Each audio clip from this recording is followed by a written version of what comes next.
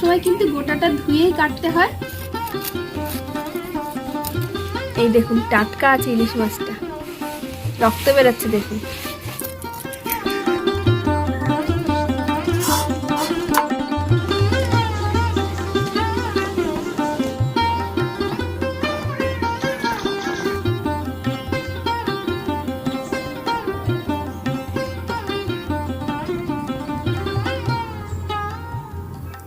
দারুণ।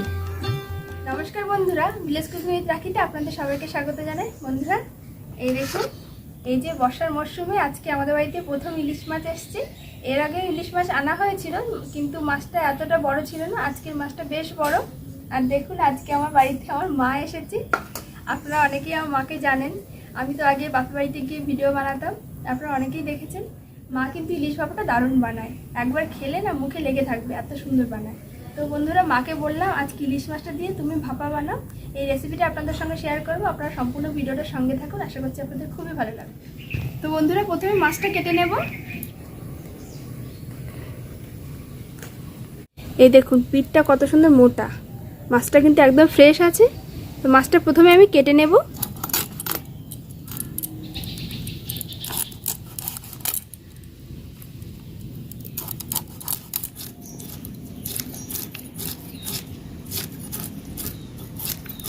জানো ইলিশ মাছের আঁশও খায় কিছু মানুষ। তোমরা কোনোদিন আঁশ খেয়েছো? না না, খাইনি আমরা কোনোদিন। এই ইলিশ মাছের আঁশ না ভর্তা করে খায়, তারপরে এই মাছ এই আঁশ আবার শুক্তো করে খায়। আমি শুনেছি, আমি কোনোদিন খাইনি।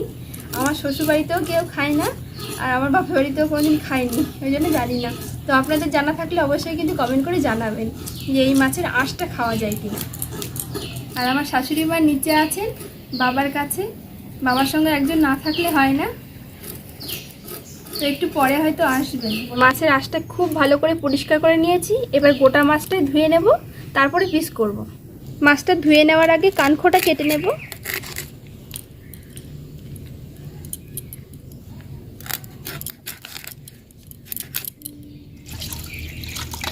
গোটা মাছটা আগে ধুয়ে নেব পরিষ্কার করে।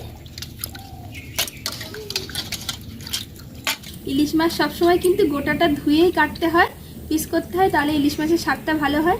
মা ঠাকুমা শাশুড়ি মায়ের কাছ থেকে সবসময় এটা জেনে এসেছি যে ইলিশ মাছ ধুয়েই কিন্তু পিস করতে হয়। এই দেখুন মা চলে এসছে। কিছু বলবেন নাকি? মা কিন্তু ভালো পিস করে মাছের। আজকে মা ওইদিকে আবার নিচে একটুখানি কাজ আছে, কাজ করছে। আমি মাছটা আবার পিস করে নিই।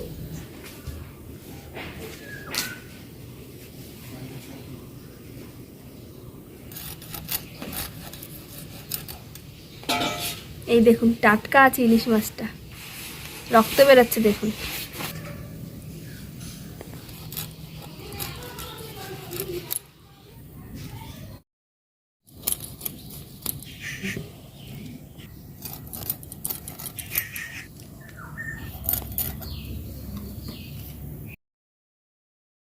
মাছটা আমার সব পিস করা হয়ে গেছে, এবার পরিষ্কার করে একবার ধুয়ে নেব।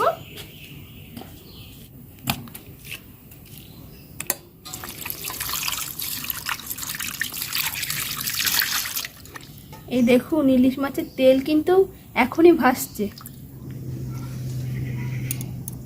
আমি এবার মশলাটা করে নেব।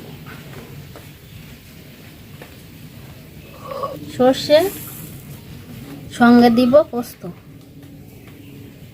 কাঁচা লঙ্কা, লবণ দিয়ে একসঙ্গে বেটে নেব।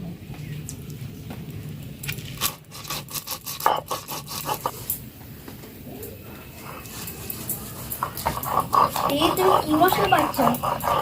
সর্ষে, কাঁচা লঙ্কা, পোস্ত আর একটু লবণ দিয়ে একসাথে বাটছি। দিদি এসছে, তোমার কেমন লাগছে? অনেক ভালো। কতদিন পরে দিদিকে পেলে? বলতে গেলে 2 বছর পর। এই 2 বছর পর কেন, অনেক দিন পর। অনেক দিন এরকম তিথিও তো স্কুল ছুটি থাকে না, ওই জন্য আমরা মামা বাড়ি যেতে পারি না। আর যখন গরমের ছুটি ছিল তখন তো যেতে পারিনি, তাই না? দাদা অসুস্থ ছিল। তো অনেক দিন পর দিদিকে পেয়েছে, ও কিন্তু খুবই খুশি। বসো।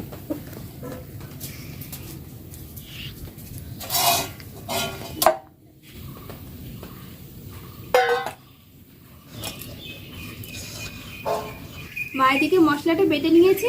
এবার মাছের মধ্যে আরো কিছু মশলা পড়বে, সেগুলো একসঙ্গে মিক্স করে নেব। তারপরে মশলাটা মাছের মধ্যে মাখবো। মশলার মধ্যে স্বাদ মতো লবণ দিয়ে দেব হলুদ গুঁড়ো, সামান্য একটু কালারের জন্য, আর একটু ঝালও হবে। লঙ্কা গুঁড়ো দিলাম, কাঁচা লঙ্কা বেশি একটা ঝাল হয় না। খুব ভালো করে মেখে নেব। মশলাটা খুব ভালো করে মেখে নিয়েছি। এবার এর মধ্যে দেব কাঁচা সরিষার তেল। এটা দিয়েও খুব ভালো করে মেখে নিতে হবে। এবার ধুয়ে রাখা মাছগুলো মশলার মধ্যে দিয়ে দেব।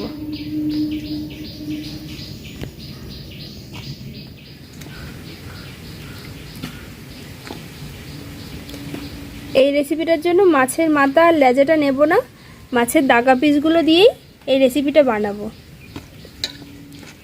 এবার মশলার সঙ্গে মাছগুলো খুব ভালো করে মেখে নিতে হবে। মশলার সঙ্গে মাছগুলো খুব ভালো করে মেখে নিয়েছি। এই পাত্রের মধ্যে আমি ইলিশ মাছ ভাপাটা বসাবো।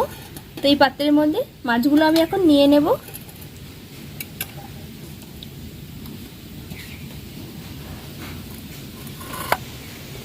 এবার মশলাগুলো মাছের মধ্যে দিয়ে দেব,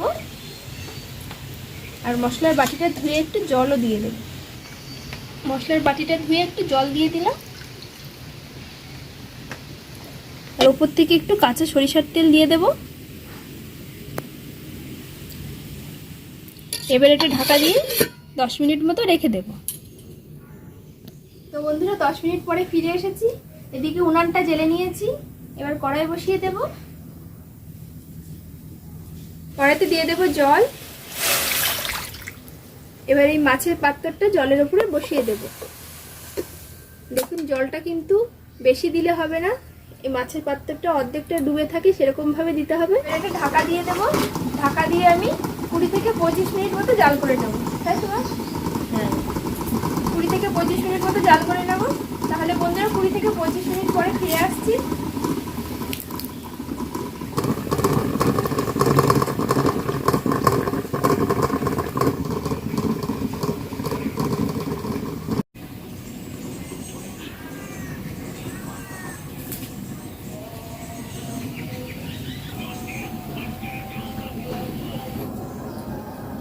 বন্ধুরা প্রায় আধা ঘন্টা পরে ফিরে এসেছি।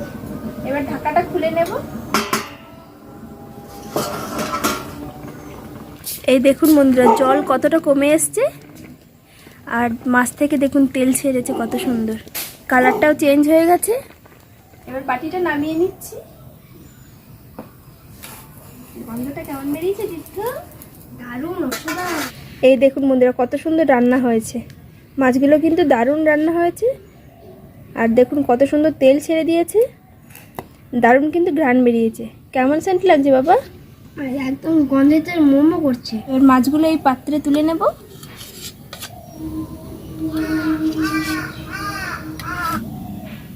এই দেখুন মাছগুলো কত সুন্দর সিদ্ধ হয়েছে।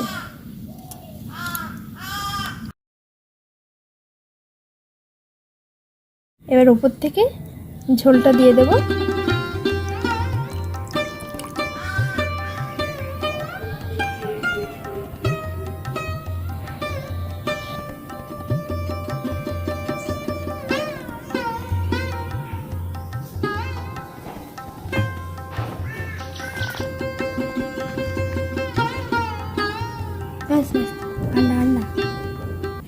আজকের রেসিপি হলো সর্ষে পোস্ত দিয়ে ইলিশ ভাপা, আর বাড়িতে রান্না হয়েছে দেখুন কুমড়োর ডাঁটা আলু বেগুন দিয়ে, চিতে কাঁকড়া দিয়ে একটা তরকারি, আর এইগুলো হচ্ছে পোল্লা শাকের চচ্চড়ি।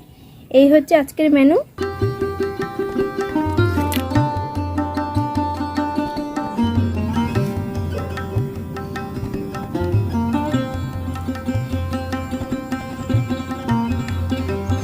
তুমি কি খাবে বাবা? ইলিশ ভাপা।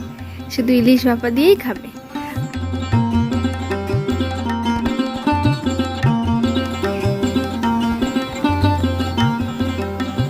মা আগে কি দিয়ে খাচ্ছ? শাক দিয়ে? শাক দিয়ে খাচ্ছি।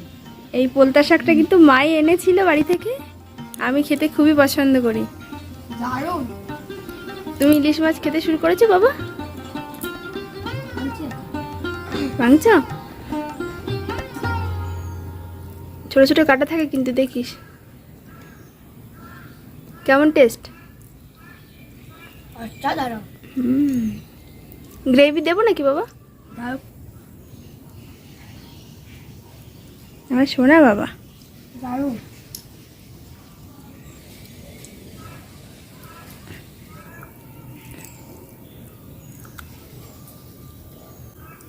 দারুণ।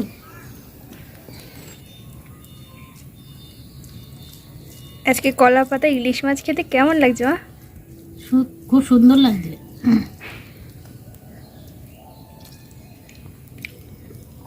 লবণ জল ঠিক আছে? হ্যাঁ, সবই ঠিক আছে। টেস্ট হয়েছে? হ্যাঁ, খুব সুন্দর হয়েছে।